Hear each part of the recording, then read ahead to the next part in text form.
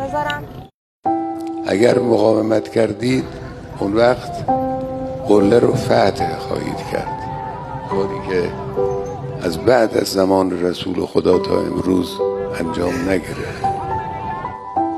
قله حاکمیت دین خدا، حاکمیت حق، حاکمیت عدل، قله رسیدن به مقصود و غرض از خلقت انسانی که عبارت باشه از تکامل انسان، کمال بشری، به این قله خواهید رسید. این کار شماست. شما جوانهای امروز می توانید مایه امید باشید. مایه امیدید، بحث می توانید نیست، مایه امیدید. امروز هر کدام از شما یک مشعل نورانی میتونید باشید.